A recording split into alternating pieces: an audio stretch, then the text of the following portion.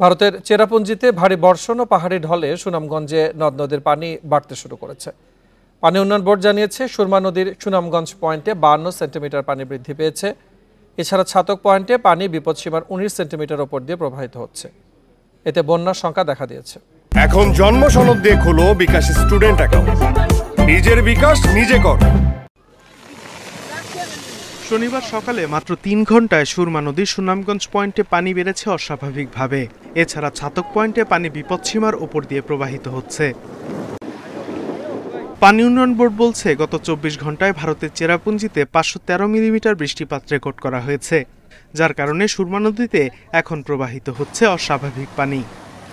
সুনামগঞ্জে বন্যাটা নির্ভর করে মূলত চেরাপুঞ্জির বৃষ্টিপাতের উপরে। এটি যদি কন্টিনিউ করে তাহলে আগাম বন্যা তাহলে বন্যার পরিস্থিতি অবনতি হতে পারে এবং বন্যা পরিস্থিতি সৃষ্টি হতে পারে। যদি কন্টিনিউ 349 বা 300-র উপরে বৃষ্টিপাত হয়, সেক্ষেত্রে ডেঞ্জার লেভেল অতিক্রম করতে পারে।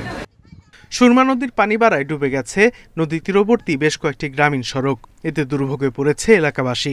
অতিরিক্ত পানি বাড়তেছে, আপনারা দেখতেছেন অনেক পানি আজকে বাড়ছে। আমরা পানি বাড়তেছে, গড় আমরা গড় নিচা গড় বাঁধছি না, পানিটার বন হাওরের মাঝে আমরা বাড়িটারি বাঁধছি না, আমরা কি কারণে থাকতাম আমরা।